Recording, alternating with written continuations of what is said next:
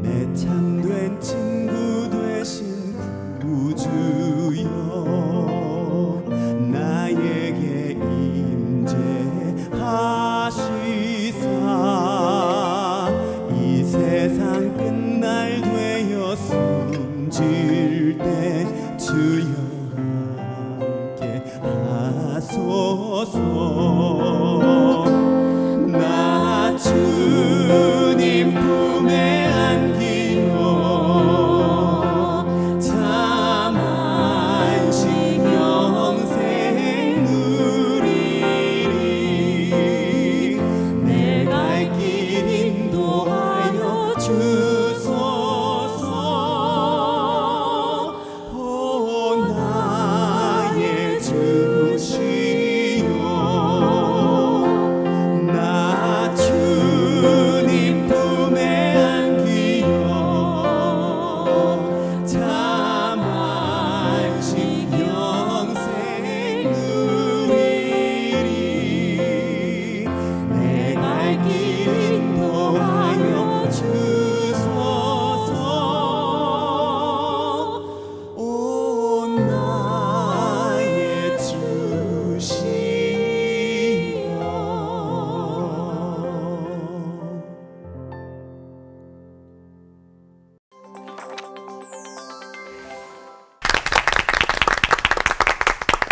오늘 올포원은 성경 속의 한 장면을 상상하면서 시작해 보도록 하겠습니다. 내게로 오라 하신 주님의 말씀을 따라 나와서 보니까 5천 명의 장정들과 그 안에 자녀들이 해질녘까지 예수님만 바라보고 있습니다. 짐작하시겠죠? 오늘 주제인 오병이어의 기적이 일어나기 바로 전 상황입니다. 주님, 지금 날은 저물고 빈들에 먹을 것이 없으니 다들 마을로 가서 저녁을 사 먹으라고 하겠습니다. 갈 것 없다. 너희가 먹을 것을 주거라. 예? 제가요?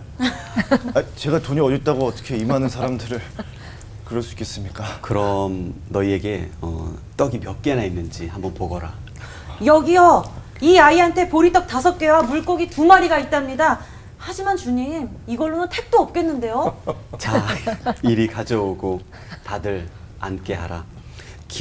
그리고 기도 후에 원하는 대로 나눠주라. 그래서 네, 5천 명이 다 먹고도 12광주리가 남았다고 하잖아요. 네. 엄청난 기적이에요. 그런데 그 이후에 모든 사람들이 예수를 믿었더라라는 기사가 왜 없을까요, 목사님? 굉장한 기적을 눈앞에서 봤는데 말이죠. 예. 글쎄요, 화장실 들어갈 때랑 좀 다른 거 아닐까, 인간의 간사함. 사실 광야에서 만나도 지겹다고 했잖아요. 맞아요. 그런데 뭘 믿겠어요? 사실 우리의 모습일 수도 있어요. 아프다. 근데 아까 말씀하신 것처럼요, 엄청난 기적을 봤으니까 사람들이 예수님을 믿고 뭐 그랬다. 근데 이제 사복음서의 오병이어의 기적 사건, 그거 보면 그 사건이 끝난 직후에 예수님하고 제자들, 또 예수님하고 군중들 사이에 이게 사실은 긴장 혹은 갈등 상황 같은 게 포함이 돼 있죠. 아무튼 뭐 이따가 좀 네, 본격적으로. 잠시 후에 뵙겠습니다. 그러니까. 제 생각엔 진짜 떡을 못 먹어서 진짜 영원히 배부른 떡을 모든 것을 해결하는 떡을 못 먹어서 그런 것 같습니다. 진짜를 못 봤다. 네. 사복음서에 모두 기록될 만큼 굉장히 중요한 사건이었던 예수님의 오병이어 기적 사건. 그 특별한 의미가 뭐가 있는지 설교에서 더 들어보도록 하겠습니다. 김윤희 목사님 설교부터 청해 듣도록 하죠. 오병이어 사건은 사복음서에 다 기록이 돼 있는 굉장히 독특하고 그만큼 중요한 사건이라고 할 수가 있어요. 적어도 사복음서의 저자들은 그렇게 생각을 했다는 거죠.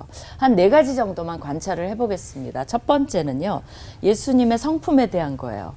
사실 백성들의 육체적 지쳤잖아요. 육체적 필요를 채워주십니다. 거기서 금식하라고 금식을 강요하지 않고 금욕주의 이거를 강요하지 않고 또 내 설교를 들었으니까 영적으로 배부르지 않아? 하는 그런 영적 충만의 우월성 뭐 이런 것을 강요하지 않으셨다는 거죠. 성육신 하신 예수님의 좀 신비로움을 저는 볼 수 있었던 것 같아요. 뭐냐면 그만큼 배고픔을 이해하시는 예수님, 그 필요를 채우시는 예수님. 그래서 예수님의 성품이 드러납니다. 사실 먹은 사람이 여자와 어린애 외에 5천 명이에요. 네. 그럼 여자 어린애 다 하면 한 15,000에서 2만 명도 추산을 합니다. 어떤 사람 10,000명 그렇게 얘기하지만 그러면 이게 어마어마한 숫자죠. 그리고 6월절이 다가오니까 날씨가 아주 좋고 잔디가 푸르렀다는 말이 나와요. 피크닉 분위기라고 볼 수가 있어요. 그렇죠? 이렇게 3, 3, 5는 아니지만 뭐 4, 50명씩 이렇게 모여서 이제 이 지친 사람들, 이 진리의 말씀을 그래도 갈구한 사람들에게 그들의 육체의 필요를 무시하시지 않는 그거 굉장히 중요해요. 어떤 사람은 되게 그거 세상적이라 하는데 그렇지 않다는 겁니다. 두 번째는 예수님이 메시아임을 증명하는 목적이 있어요. 사실 구약에는 메시아가 오신다고 돼 있죠. 그거를 조금 어려운 말로 레퍼런싱이라고 얘기를 해요. 거기에 언급되어 있다는 거죠. 근데 구약 사람들은 그 메시아가 오실 메시아가 누군지는 몰라요. 그럼 신약의 사복음서는 뭐냐면 그 오실 메시아는 나사렛에서 자랐던 청년 예수야. 그것이 신약 사복음서의 목적이에요. 그거를 뭐라 그러냐면 레퍼런스라 그래요. 그러니까 구약에서는 레퍼런싱을 했고요. 신약에서는 그 레퍼런스가 나타난 거죠. 그러니까 사람들이 계속 그러면 뭘 증명해 보이셨어야 됐어요. 이 메시아가 내가 메시아야. 예수님이 참 그죠? 나 예수지만 메시아야. 나 구역에 예언이 돼 있어. 그것을 보이시는 목적으로 이 기적을 일으키신 거죠. 구약에 보면 이제 엘리사 선지자의 기적 속에 보리떡 20개와 자루에 담은 채소로 100명을 먹인 기적이 있어요.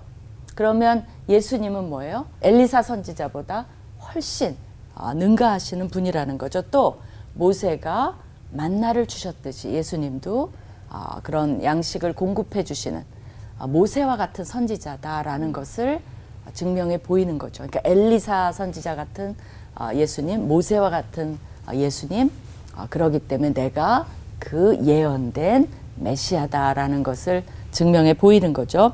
세 번째는 그럼에도 불구하고 사람들의 믿음의 실패를 보여줘요. 사람들이 예수께서 행하신 그 표적을 보고 말하되 이는 참으로 세상에 오실 그 선지자야. 알았어요. 그죠? 그걸 보고. 그러면 그 다음에 다 해결이 됐어야죠. 거기까지는 좋은데 그들의 행동이 그 다음 따라오는 행동이 그들의 관심사를 보여줘요. 뭐라 그러냐면 예수께서 그들이 와서 자기를 억지로 붙들어 임금으로 삼으려는 줄 아시고 다시 혼자 산으로 떠나가셨다라고 나와 있어요. 왜 그랬겠어요? 그들이 원한 것은 메시아로 본 게 아니에요. 떡을 주는 경제적 메시아, 경제적 대통령 이런 분으로 본 거예요. 됐다. 우리 먹을 것은 이제 해결됐다. 경제 문제 해방됐다. 그것을 원한 거예요. 아신 거죠. 또 모세가 이집트에서 민족을 해방시킨 것처럼 자기네들은 지금 로마의 치정하에 있잖아요. 그분 모세처럼 이집트에서 구원한 모세처럼 로마에서 해방시킬 정치적 메시아로 본 거예요. 그래서 이제 우리가 찾던 사람이 나왔다. 그러니까 예수님이 이렇게 말씀하세요. 너희가 나를 찾는 것은 표적을 본 까닭이 아니요 떡을 먹고 배부른 까닭이니라. 전곡을 핵심을 딱 찌른 거죠. 그죠? 영적인 필요를 보지를 못했어요. 메시아가 눈앞에 계신데 그분보다는 그분이 주신 떡에 초점을 맞췄다는 거죠. 마지막으로 네 번째, 제자들에게 믿음을 불러일으키기 위해서 하신 겁니다. 나를 따를 것인지 내가 주는 떡에만 관심을 가질 것인지. 그래서 오병이어 기적 이후에 예수님이 이런 말씀하세요. 썩을 양식을 위하여 일하지 말고 영생하도록 있는 양식을 위하여 하라. 이 양식은 인자가 너희에게 줄 거다. 인자는 아버지 하나님께서 인치신 자니라. 누구를 가리키는 거예요? 예수님 자신을 가리키는 거야. 내가 생명의 떡이다. 그러니까 나를 먹는 자는 영원히 목마르지 않는 것처럼 영원히 배부를 것이다 라는 거죠. 그래서 요청이에요. 초대예요. 그리스도 메시아를 따를 것인지 아니면 떡만을 추구하면서 살 것인지. 그리고 제자들에게 사명을 주신 거예요. 내가 떡을 줄 테니까 너희는 이 영생하는 떡을 다른 사람에게 나누어 주고 진정한 생명을 나누어 주라는 거죠. 근데 이제 사람들은 결국은 결말이 해피엔딩이어야 되는데 안타깝죠. 그 메시지가 제대로 들어오지 않았어요. 더 이상 떡을 나누어 주지 않자 마음도 변했습니다. 그래서 오병이어의 기적은 우리에게도 동일한 질문을 합니다. 오병이어에 관심이 있는지 아니면 오병이어를 주시는 그분을 따르겠는지. 여러분의 선택은 어떤 것입니까? 기도하겠습니다. 하나님, 우리가 메시지를 들었습니다. 주님. 예수님이 왜 표적을 행하셨는지, 우리는 현재 왜 예수님을 따르고 있는지요. 그 질문을 다 하게 하여 주시옵소서. 아멘. 예수님 이름으로 기도합니다. 아멘. 아멘. 신약 성경에 단체 급식 사건, 그러니까 기적적인 단체 급식 사건이 2번 나옵니다. 뭐 하나는 우리가 너무나 잘 알고 있는 오병이어의 기적이고요. 그리고 또 하나는 칠병사어 이렇게 제목을 붙여볼 수 있습니다. 2번의 단체 급식 사건, 오병이어가 짝이 되는 칠병사어, 이게 2개가 떨어질 수 없이 연결되어 있거든요. 그래서 저는 칠병사어 요 얘기를 좀 해보려고 합니다. 칠병사어는 사복음서에서 마가복음, 마태복음 그 2개만 나옵니다. 오병이어는 4복음서에 다 나오지요. 그래서 마가복음 8장 그리고 마태복음 15장에 기록이 되어 있습니다. 자, 그러면 마가복음 8장에 나오는 칠병사어는 이제 마가복음 6장에 오병이어가 나오거든요. 근데 8장에 가면 또다시 많은 사람이 있었는데 먹을 것이 없었다. 그렇게 나와요. 근데 거기에서 떡이 7개입니다. 그리고 물고기는 2마리 이렇게 나오는데 그 2마리라고 번역된 헬라어 단어가 그냥 뭐 몇 마리 정도 이제 그런 뜻이에요. 그래서 오병이어니까 이거하고 한번 짝을 맞추기 위해서 뒤에 물고기가 짝수잖아요. 그러니까 4마리 이렇게 해서 이제 칠병사어 이렇게 한번 이름을 붙여봅니다. 이게 이제 8장 1절부터 10절에 나옵니다. 그런데 이제 중요한 것은 오병이어 사건하고 칠병사어 사건이 일어난 장소 그리고 그 대상, 이게 이제 중요한 메시지가 들어 있습니다. 오늘 제가 거기에 초점을 맞춰서 말씀드리겠습니다. 자, 그러면 8장의 칠병사어 사건이 나오기 전에 7장 24절부터 8장 31절까지 거기에 지리적으로 예수님께서 어디에서 어디로 이동하셨는가, 이제 그게 아주 중요합니다. 유대인들이 사는 갈릴리 호변에서 예수님이 북쪽 이방인 지역으로 쭉 두로 시돈 올라가서 그리고 이쪽으로 건너가 가지고 그리고 이방인들이 사시는 지역 데가볼리의 갈릴리 호변에 이르시지요. 여기에서 칠병사어의 기적을 일으키십니다. 그리고 거기에 성경 말씀에 보면 예수님께서 이제 그 성경 말씀에서 많은 사람이 있는데 먹을 것이 또 없었다. 그렇게 기록이 되어 있습니다. 그러니까 8장 1절에 보면 그 무렵에 또 큰 무리가 있어 먹을 것이 없는지라. 여기에 또라는 말이 나오잖아요. 이거는 6장에 나오는 오병이어의 단체 급식 사건을 의식한 그런 기록이죠. 전에도 많은 사람이 있었는데 먹을 것이 없었다. 그런데 또 그런 상황이 벌어졌다. 그래서 이제 이방인들을 대상으로 이제 단체 많은 사람들이 모인데 양식을 먹이신 거죠. 이게 이제 마가복음에서 왜 중요하냐면요. 마가복음을 이렇게 공부하면서 예수님께서 활동하신 지역, 동선을 이렇게 보면 예수님은 유대인 지역에서 활동하시고 이방인 지역에서 활동하시고, 그러니까 예수님께서는 아주 명확하게 하늘나라의 복음이 유대인들에게만이 아니고 이방인들에게도 전해져야 한다. 뭐 우리가 다 알고 있잖아요. 근데 요한복음에서 저 유명한 수가성, 이 사마리아 지역에 가서 예수님이 어떤 여인을 전도하시고 그게 계기가 돼서 수가성에 며칠을 머무시면서 사마리아 사람들에게 전도하잖아요. 사복음서에 기록된 예수님의 전체 생애 보면 예수님은 땅 끝까지, 그러니까 하나님 안에서는 유대인, 이방인, 남자, 여자 또는 자유자, 종 이런 게 없다. 모두가 형제 자매다. 이런 거죠. 이게 필라델피아 사상입니다. 그러니까 모든 사람이 다 형제요, 동포다. 이게 이제 기독교 복음의 중심에 있는 거죠. 마가복음에 그게 아주 명백합니다. 그러니까 마가복음에서 전하는 단체 급식 사건은 예수님께서는 유대인들에게 그렇게 양식을 먹이셨고 또 이방인들에게도 양식을 먹이셨고, 그런데 그 사건 자체만이 아니라 그 사건이 의미하는 바가 바로 단체 급식 사건을 호스팅하신 예수님이라는 분이 바로 구약에서 예언된 메시아시다. 이런 복음을 주려고 하는 거죠. 우리나라에 외국인 노동자가 많잖아요. 그죠?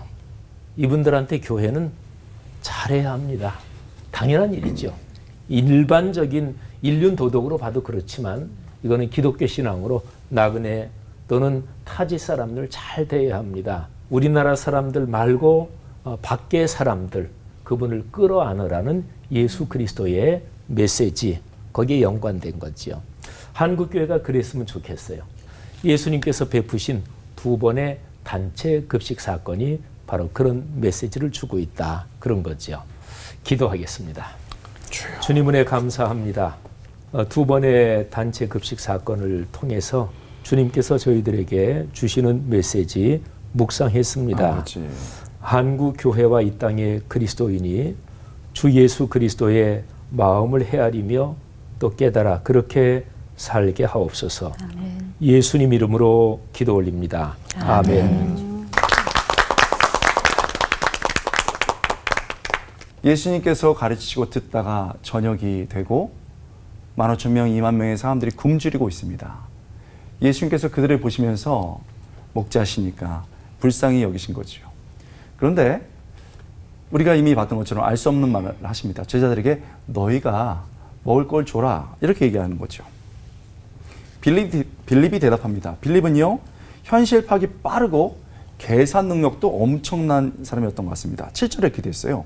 빌립이 대답하되 각 사람으로 조금씩 받게 할지라도 200데나리온의 떡이라도 부족하리라. 빌립의 대답은 아주 현실적인 것이죠.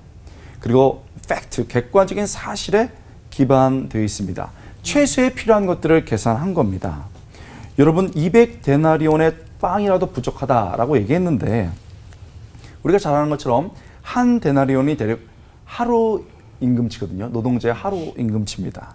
그러면 200데나리온이라면 대략 8개월 정도 치거든요. 그래서 NIV 성경에서는 8치의 월급, 8month wage 이렇게 돼 있거든요. 그러면 월급이 200만 원이라고 하면 1,600만 원입니다. 그 정도 돈으로도 안 됩니다. 얘기를 한 겁니다.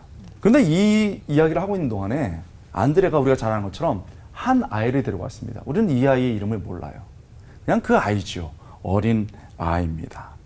그 아이의 손에는 우리가 잘 아는 것처럼 보리떡 5개와 물고기 2마리가 있었습니다.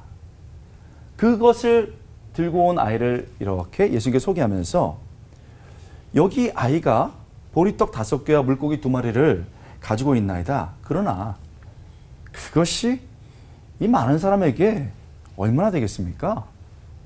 이렇게 한 거죠. 여러분, 안드레는 빌립처럼 비관적인 것이지요. 그래서 이 현실 속에서 이 아이의 것으로는 도저히 이 현실을 이길 수 없습니다. 이렇게 얘기한 겁니다.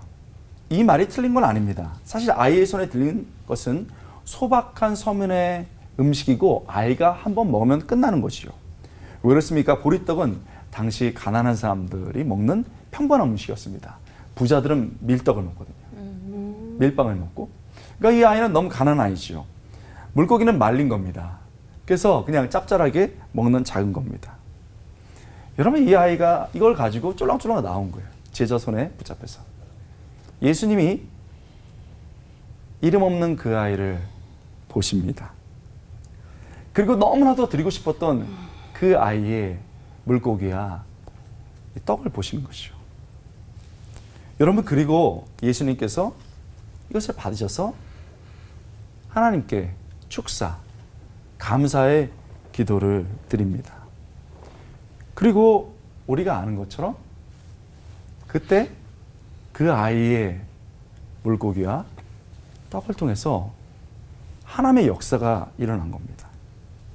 마음껏 먹고 우리가 말한 것처럼 많은 광주리에 오히려 남는 것들이 있었습니다. 어떻게 이 사람들을 먹이겠느냐? 제자들에게 물으셨던 예수님께서 오늘 우리에게 묻습니다. 그러면 우리는 당시의 빌립처럼 현실의 빌립이 돼서 주님, 제가 현실 파악해 봤거든요. 계산기 해봤습니다. 안 됩니다. 라고 쉽게 현실에 빠져서 포기해버립니다. 아니면 안들레처럼 이거 별거 안 돼요. 이거 갖고는 안 됩니다. 라고 비판적이 되는 것이죠. 하나님은 예수님의 이 사건을 통해서 메시아이심을, 예수님의 메시아이심을 드러냈습니다. 그러나 이 메시아의 사건 중앙에 이름 모를 그 아이, 아무것도 없어서 그저 소박한 음식을 들고 왔던 그 아이를 예수님이 사용하셨고, 그 아이를 보시고 그 아이를 통해서 자신의 역사를 이루었습니다. 세상에 우리의 이름을 모른다고, 작은 아이 같다고, 너 그거 갖고 되겠어? 라고 말하고 있나요? 주님, 내가 가진 것은 이거밖에 없어요. 나는 작은 자입니다. 저는 이름도 나 있지 않는 사람입니다. 라고 말할 때 그 모습을 보시고 나의 작은 것이만 받으셔서 하나님 감사합니다 기도하시고 이 시대의 하나님 나라의 확장에 우리 자신과 우리의 것을 써줄 수 있기를, 그런 소망 가지고 살아나시길 주님의 이름으로 축복드립니다. 아멘. 기도하겠습니다. 하나님, 오병이어의 기적 사건의 이 아이처럼 우리의 것들을 드리게 하시고 그것들을 받으시고 역사를 일으키시는 주님 손잡고 이 세상 당당하게 살아갈 수 있도록 도와주옵소서. 감사드리고 예수님의 이름으로 간절히 기도드리옵나이다. 아멘.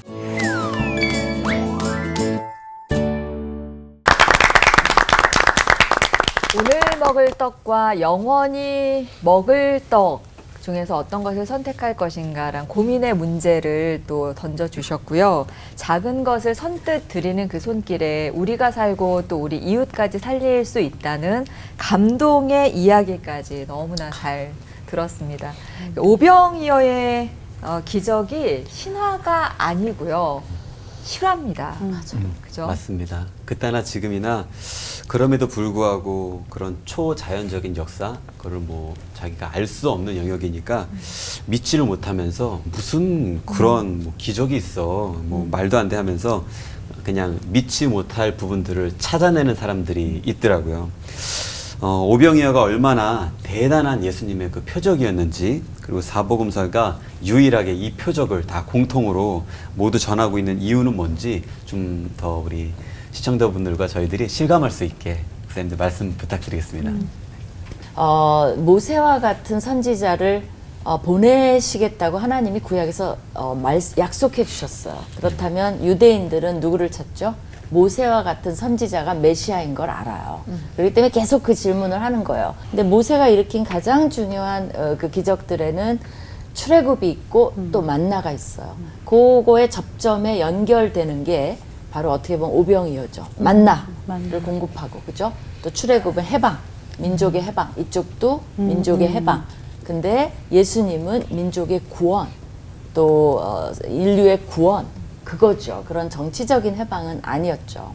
그래서 이제 그것을 나타내시는 건데, 제가 그 요한복음에 보니까 오병이어 다음에 백성들하고 대화가 나와요. 근데 그 대화가 백성들하고 예수님이랑 계속 이렇게 좀 삐긋삐긋 되는 모습이 있어요. 이게 이제 재밌어요, 저한테는. 예수님이 뭐라 그러냐면 썩을 양식을 위해서 일하지 말고 영생하도록 있는 썩지 않을 양식을 위해서 일하라. 그러니까 백성들이 그럼 어떻게 합니까? 그래요. 왜냐하면 영원히 썩지 않는 음식이 있다니까 너무 신나는 거죠. 그러니까 백성들의 마음이 다 딴 데 있는 거예요. 근데 예수님이 뭐라 그러냐면 그래, 하나님께서 보내신 일을 믿는 것이 하나님 일이야. 그거를 해야 돼. 그러니까 백성들이 뭐라 그러냐면 이미 오병이어를 경험했어요. 근데도 뭐라 그러냐면 우리가 보고 당신을 믿도록 표적을 달라 그래. 표적 주지 않았나? 그러면서 뭐라 그러냐면 우리 조상들은 만나를 먹었는데 오병이어는 좀 만나보다 스케일이 작은 건 아닌가요? 뭐 그런 뉘앙스. 그러니까 표적을 또 달래는 거예요. 그러니까 예수님이 거기서 약간의 설교를 하세요. 뭐라 그러냐면 만나? 너희가 잘못한 게 뭐냐면 만나는 모세가 준 게 아니야. 하나님이 주신 거야. 그 다음에 하나님의 떡은 하늘에서 내려온 자가 그러니까 누구를 가리켜요? 예수님이 세상에 생명을 주는 것이 그것이 진짜야. 그게 생명했다. 그게 내가 말하는 거야. 그러면서 또 전곡을 찔러요. 내가 생명의 떡이야. 그럼 다 나왔죠, 답이. 그러면서 뭐라 하냐면 근데 너희가 나를 봤는데도 내 문제가 아니야. 너희 문제야. 너희는 믿지 않아. 그러니까 결국 그것을 아신 거죠. 사실 우리 삶 속에서도 작은 오병이어와 같은 사건이 있잖아요. 그죠? 우리 신학생들도 보면 등록금 하나도 없는데 메일함을 열어보니까 등록금이 들어있는 거예요. 그러면 그 신학생은 평생 예수님에 대해서 이제 절대적으로 믿을까요? 아니죠. 그게 또 넘어가고 또 그러기 때문에 믿음이라는 건 그 자체가 은혜인 것 같습니다. 그 하워드 마샬이라는 아주 그 유명한 신약학자가 있는데 이 오병이어 사건을 좀 독특하게 해서 제가 읽었던 기억이 나요. 이 오병이어는 예수님께서 모든 사람을 가족으로 부르는 사건이다 이렇게 말씀하셨어요. 우리 지 목사님이 하신 그 설교랑 맥락이 비슷한데 예수님께서 모든 사람을 가족으로 부르는 사건이다. 또 그리고 하늘 천국 잔치를 모형으로 보여주기도 하다 이렇게 해석을 하셨어요. 그게 무슨 말이냐면 유대인들의 그 여러 가지 사고 중에는 식사를 같이 하는 사람이 가족이에요. 그래서 나 그래도 살짝 들어왔을 때는 가족처럼 대해준다는 뜻이거든요. 그래서 그 예수님이 그 이방 여인과 대화, 뭐 개라도 부스러진 것 이것도 다 그런 식사 배경 속에서 나온 거거든요. 그 가족 관계, 언약 관계로 들어오는 것을 말하고 있는데 예수님께서는 당시에 그 무리에는 5,000명, 2만 명, 15,000명 이런 사람들에는 가난한 자, 부자 또 어떤 지역에서는 대부분이 이방인이고 어떤 지역에서는 섞여 있고 이러거든요. 근데 유대인들은 이렇게 선을 긋는단 말이에요. 딱딱딱딱. 근데 예수님은 밥 먹자. 아까 단체 급식 사건 밥 먹자. 우리는 가족이다. 이런 것들을 이렇게 보여주는 기적 사건 속에서 구약에서 돌보시고 이 아버지 같은 것을 실제로 보여줬다. 이렇게 해석을 했어요. 또 하나 또 우리가 구약에서 늘 말한 것처럼 메시아의 잔치가 있습니다. 천국 잔치가 있는데 그 잔치에 참여할 수 있는 것은 아까 우리 먼저 말씀해 주신 것처럼 믿음으로 참여할 수 있는 거거든요. 그래서 이 떡을 먹지만 사실은 이 떡을 먹고는 금방 가는 거예요. 근데 예수님은 이 떡이 아니고 이건 하나의 그림자에 불과하고 내가 생명의 떡이다. 내 육체를 주고 내가 너희를 진짜 영원히 죽지 않는 떡을 주겠다고 말씀하신 거죠. 그래서 이렇게 많은 사람들이 예수님 안에서 먹는 것처럼 천국에 예수님의 떡을 먹고 천국 잔치에 참여하는 것이다. 이렇게 얘기를 하시더라고요. 대학자십니다. 저는 그때 뭘 깨닫냐면 예수님의 시각과 마음은 우리가 헤아려 볼 수 없다는 거예요. 너무 많은 의도가 있으시고 너무 많은 선함의 이 약속들이 있어요. 그러면 우리는 뭘 해야 되는가? 그냥 감사하면 돼요. 그리고 그 큰 뜻을 깨닫지 못해도 감사하고 우리 원래대로 돌아와서 내 것을 드리면 되고 가족이 되면 되는 것이고 같이 이 땅에서 또 천국에서 함께 먹으면 되는 것이죠. 오병이어의 기적 사건에서는 아까 우리 뭐 김일희 총장님도 또 권 목사님도 말씀 이미 해주신 거지만 제일 중요한 초점은 예수님이 누구냐 이게 사실은 이제 성서학자들이 다 공통적으로 얘기하는데 사복음서의 맥락에서도 그렇고 또 구약과의 연관에서도 그렇고 사실은 제일 중요한 초점은 예수님이 누구냐, 예수라는 사람이 도대체 누구냐, 이게 중요합니다. 그리고 오병이어의 기적 사건을 체험한 사람들이 즉시로 머리에 떠올렸던 거는 그거는 우리 조상들이 광야에서 먹었던 만나, 그게 지금 여기서 이루어졌구나. 그거를 머릿속에 얼른 떠올렸을 것입니다.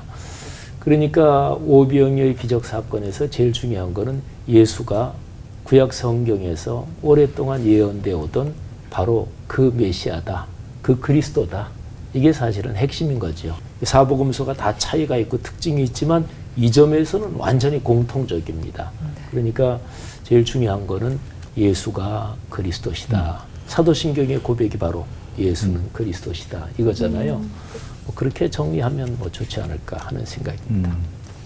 역시 그러니까 단순한 반복일 리는 없다라는 얘기시고요. 사복음서에 기록된 대로 정말 예수님의 존재가 메시아라는 것을 잘 드러내는 사건이다라는 얘기를 정리해봤습니다.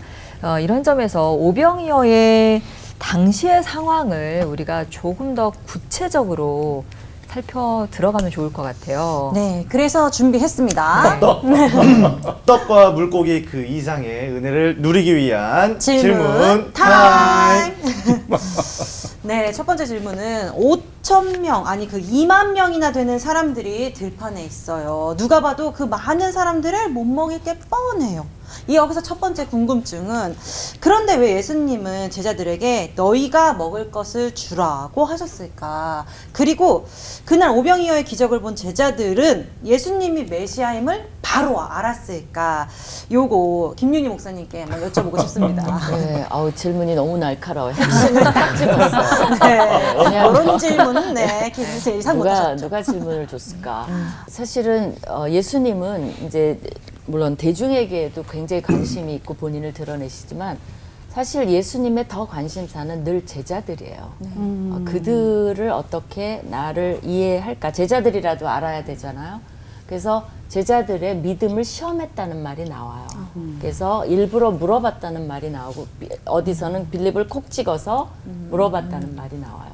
그러니까 그들이 이때까지 같이 했는데 나에 대한 어떠한 이해를 가지고 있을까? 근데 여러분이 보다시피 전혀 개념이 없죠. 예수님에 대한 이해가 거의 없는 것 같아요. 예수님의 문제인지 아니면 제자들의 문제인지 아니면 시간이 아직 더 있어야 되는지 모르겠지만 그래서 이제 깨닫지 못하는 거죠. 근데 이제 더 놀라운 건 뭐냐면 그 다음 오병이어 사건 이후에 마가복음에는 예수님이 이제 무리를 걸어오는 사건이 있습니다. 그리고 바람을 좀 무서워하니까 이제 가라앉히는 사건이 나오는데 거기서 마가복음 저자가 뭐라 그러냐면요. 이는 그러니까 예수님 무리를 걸어오니까 놀란 거죠.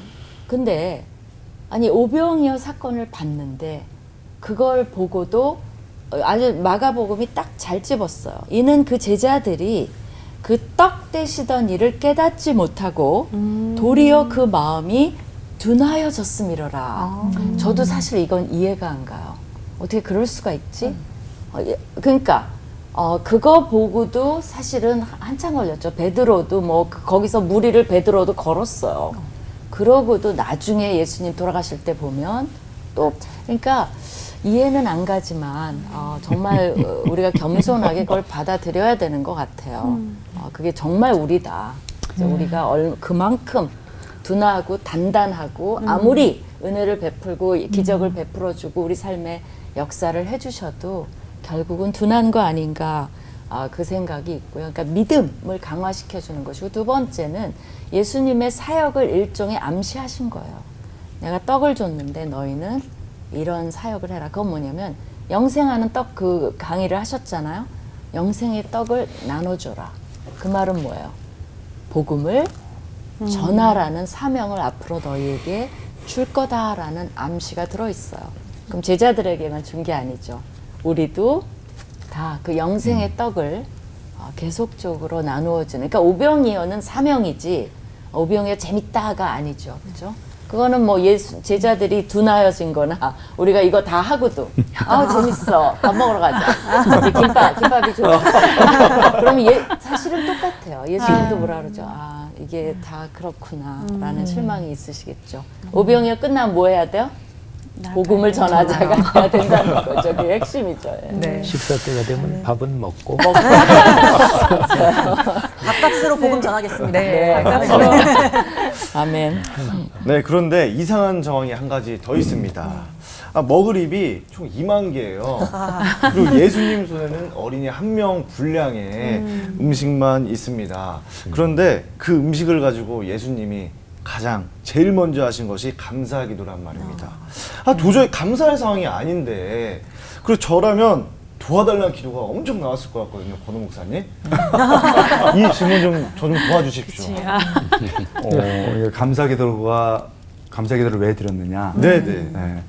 그걸 이 시간에 시원하게 말씀드리자면 모른답니다. 모르지요. 그래서 이렇게 주석 같은 것도 찾아보고 그러는데 뭐 여러 가지가 있어요. 먼저 서론적으로 말하면 저의 분야에서는 하나님 중심적 설교, 그리스도 중심적 설교라는 걸 많이 합니다. 그걸 보면 하나님이 하신 일과 구속사의 큰 일에 대해서만 얘기해요. 근데 이제 요즘은 여러 반성들을 하면서 하나님 구속사의 일을 하시는데 거기에 사람들을 쓰세요. 그래서 지금은 거시적인 그 하나님의 역사와 그것에 반응하는 사람들을 함께 우리가 제시해 준 것들을 되게 많이 연구하고 있습니다. 자, 아이가 떡과 이제 물고기를 가져왔습니다.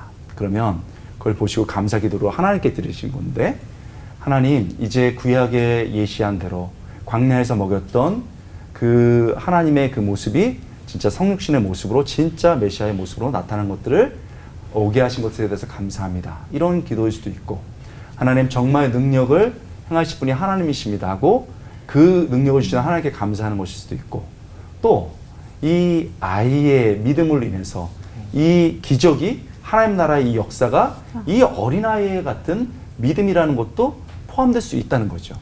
뭔지는 잘 모르죠. 그렇지만 예수님이 자신을 드러낼 때도 항상 드러내시고, 광야에 있는 사람들 볼 때 구약의 사건의 큰 사건 속에서 자신을 드러내십니다. 그런데 그 근접 문맥을 보면 그들을 불쌍히 여기사, 이런 부분들이 있어요. 굶주려 있는 사람들을 불쌍히 여기시는 거거든요. 그래서 저는 이 본문을 보면서 예수님의 시각이 넓고 마음이 너무 따뜻하신 거예요. 그래서 우리는 여전히 그 감사 기도가 어떤 내용인지 모릅니다. 그러나 이제 구약의 그 약속이 지금 이 들판에서 또 분명하게 이루어지는 것에 대한 그 때에 대한 감사, 그 일을 이루실 하나님에 대한 감사, 또 그 일의 시작이 이 아이의 믿음이라는 것. 그래서 겨자씨만한 믿음이 어떻게 천국을 보여주신지에 대한 그 감사할 수도 있다는 생각이 듭니다. 그래서 저는 우리 예수님 너무 좋고요. 아까 또 이런 넓은 마음으로 우리가 정말 밥 먹지 말고 복음 전하자 하는 것도 안 해도 되고, 그래도 밥은 먹읍시다 하는 것도 안 해도 되고, 이런 것들이 어떻게 우리가 하나님을 다양하게 이렇게 아는 마음이 아닌가 하는 생각을 하고, 맞아요. 밥도 먹고 복음 전하는 거예요. 네, 아멘. 다음 질문은 우리 지영은 목사님께 드려보도록 하겠습니다. 그렇게 하여 기적을 보거나 또 이렇게 소문을 들은 사람이 예수님을 쫓아오자 이렇게 일침을 놓으셨잖아요. 너희가 나를 찾는 것은 표적을 본 까닭이 아니요 떡을 먹고 배부른 까닭이로다, 이렇게 말씀하셨는데, 그 말이 끝나기가 무섭게 사람들은 영생의 떡이고 뭐고 그냥 떠나가 버렸단 말이에요. 기적을 보고 들었는데도 무엇을 놓쳤기 때문에 이렇게 해버린 걸까? 이 부분 좀 질문 드리고 싶습니다. 그렇게. 지금 질문하신 게 이제 오병이어의 기적이 사복음서에 다 기록되어 있잖아요. 네네. 근데 특별히 요한복음의 상황입니다. 네네. 그게 요한복음. 근데 오병이어 기적 일어나고 난 다음의 상황이 요한복음에는 독특한데, 사람들이 예수님을 왕으로 삼으려고, 말하자면 지도자로 옹립하려고 했다. 이 요한복음에 기록이 되어 있어요. 오병이의 기적이 일어나고 난 다음에 제자들을 한번 생각해 보면, 제자들은 신났을 거 아니에요. 우리가 모시는 주님이 이렇게 대단하고 지금 군중들의 인기가 하늘을 찌를 듯한 거예요. 또 예수님의 제자들 중에서도 정치적으로 또는 어찌든 사회적으로 이분 따라가면 출세하겠다, 이런 사람이 사실은 굉장히 많았고, 그러니까 지금이 때다, 주님 지금 한번 이제 거사를 시작하지요. 이러는 분위기였다고도 볼 수 있어요. 근데 예수님이 제자들하고 군중을 분리시킵니다. 그러면서 제자들을 빨리 건너가라. 배 타고 저쪽으로. 그러면서 예수님이 재촉을 하셨다. 이건 사복음서에 그게 거의 다가 공통적으로 기록되어 있어요. 예수님이 제자들하고 군중을 분리시킵니다. 왜? 위험하니까. 제자들이 지금 예수님이 원래 생각한 십자가의 길을 통해서 유대인만이 아니라 이방인 전부 다를 온 세상을 구원하시는 이게 그 길은 아니거든요. 그래서 제자들하고 군중을 분리시킵니다. 그 제자들을 빨리 막 재촉해서 배 타고 보냅니다. 그리고서 예수님이 군중도 해산시켜요. 그리고 혼자 산으로 올라가시는 거예요. 그런데 요한복음에는 무슨 얘기가 나오냐면 예수님이 거기에서 요한복음 6장에서 아까 총장님 말씀하셨는데 내가 떡이다. 그러니까 내 살을 먹고 내 피를 마셔야 영생한다.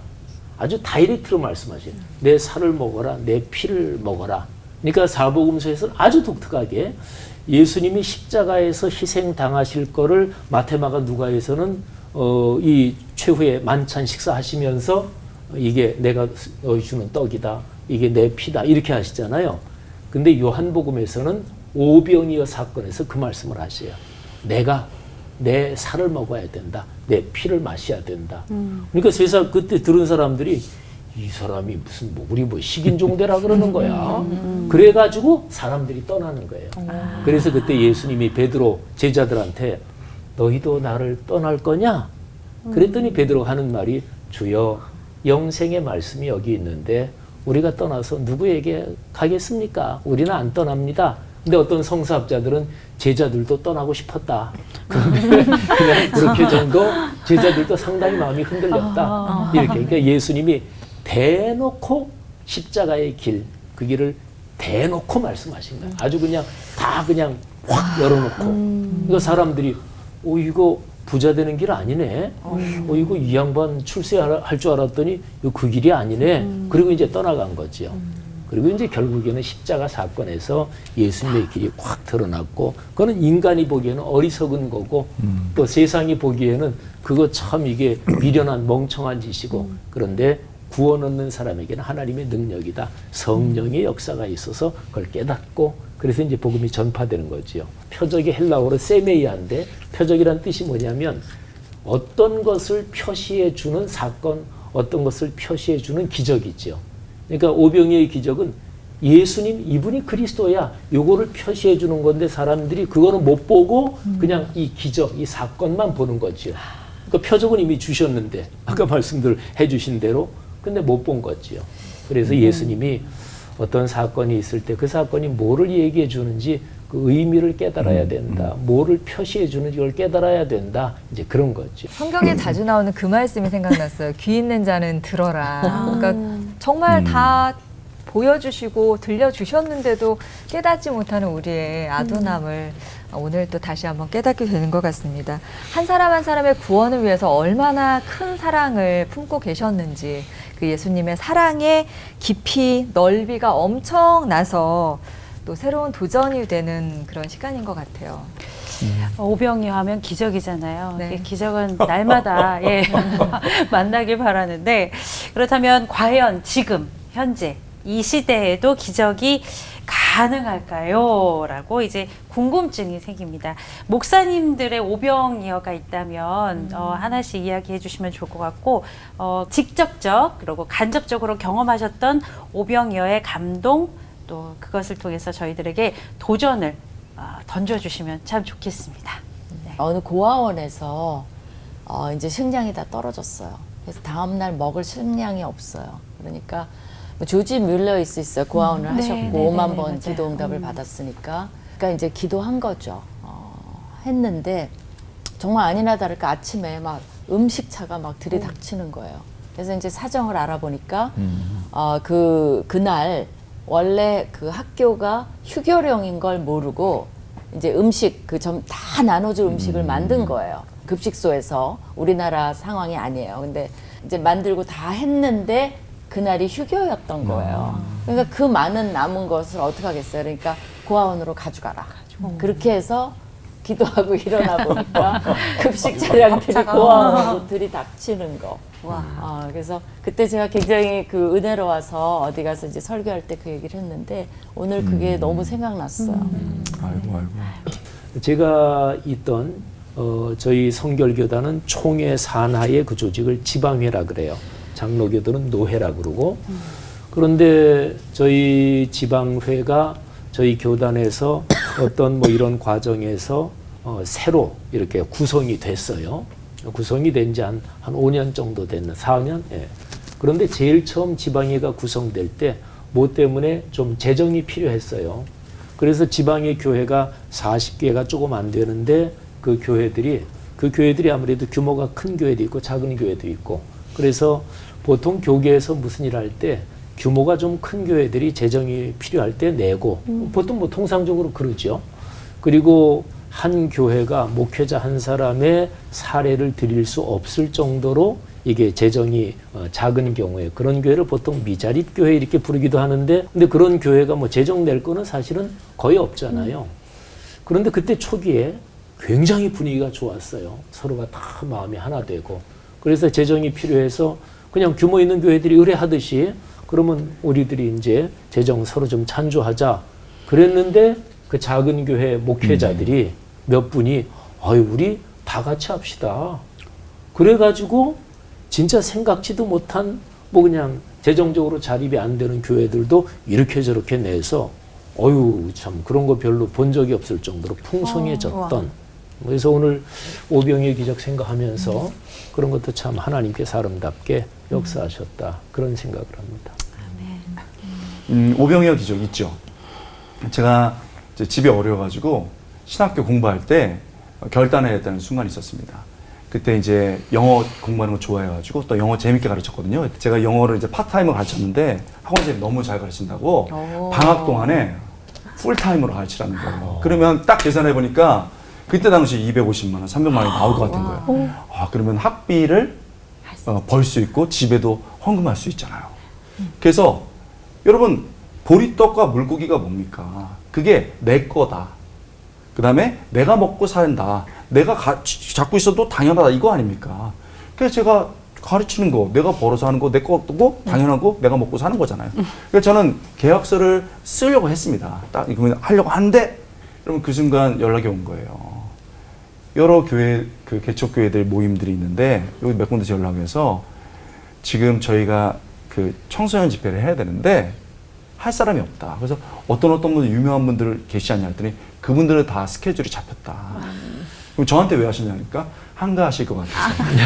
그리고 전부 다 초보니까 또 쌍값에 할 수 있을 것 같아요. 저 아마 그런 느낌 들어요. 그래서 될 것 같아서. 그런데 딱 그러면 언제냐고 했더니 언제래요. 또 한 군데서 온데도 언제 보니까 중간 허리가 뚝 잘리는 거예요. 이건 못하는 거예요. 그럼 여러분은 어떻게 하시겠어요? 저 갈등이 되더라고, 솔직히. 이거 내 건데. 나 먹고 살아야 되고 이거 내 건데. 근데 그날 이제 우리 항상 기도가 문제잖아요. 기도하는데 그냥 마음속에 고노야 네 거다. 네가 먹고 살 수 있고 네 생활에 쓸 수 있어. 그러나 내가 쓸 수도 있어. 이런 마음을 주는 거예요. 이게 되게 놀라운 순간이에요. 내가 그것을 쓸 수도 있어. 그래가지고 제가 설교를 하셨어요. 학원에 가서 원장님 죄송합니다, 없던 걸로 하겠습니다 하고 그냥 수련회 뛴 거예요. 수련회 떠봤더니 그 당시에 뭐 15만 원, 20만 원 줬거든요. 사실 그렇게 받았습니다. 세 군데니까 60만 원 정도 받은 거예요. 그리고 200만 원, 250만 원 날아간 거죠. 그 학기 되게 어려웠습니다. 그랬는데 아직도 잊지 못해요. 그 1박 2일 아니면 2박 3일 수련회 했는데 한 세 군데서 진짜 마음이 뜨거워지는 거예요. 여러분, 복음이라고, 예수 그리스도라고 하고서 이제 맨 마지막 순간에 이제 요즘 검단서 그렇게 잘 못하는데 주님 믿을 사람 일어나라고, 결단하신 분 일어나라고 툭툭툭툭툭 일어나는 거예요. 이거 기적 아닙니까? 저는 그때 무릎을 꿇고 하나님 진짜 제 것 이렇게 부족한 건데 사용해 주시는데 정말 감사하고 제 인생 정말 이렇게 쓰임받기 원합니다. 그러나 돈도 좀 주세요. 이렇게 기도했어요. 파티 마칠 때 누가 200만 원 헌금해 주셨습니다. 그래서 저는 정말 이게 신나는 일이다. 그리고 우리 것을 드리는 거 절대 손해보는 일 아니다. 그렇게 경험적으로 말하고 싶습니다. 네, 아멘. 우리도 이렇게 내가 가진 보리떡 물고기 있잖아요. 이거 정말 선뜻 못 내놓고 고민하고 주저하고 기도하는 분들 계실 텐데 저는 저희 CBS를 위해서 기도해주고 또 섬겨주시는 방송 선교사분들도 생각이 나는 시간입니다. 한 사람 한 사람 정말 사랑하시고 기억하시고 축사하실 주님을 떠올리면서 우리도 작은 소원 기쁘게 드리는 삶 살았으면 좋겠다는 생각이 드는 시간이고요. 오늘 끝인사는 우리 인생의 오병이어 주님을 바라보면서 기쁘게 외치도록 하죠. 아이처럼 매일 기적의 은혜 앞으로 나아가 하나 되는 시간 올고 원.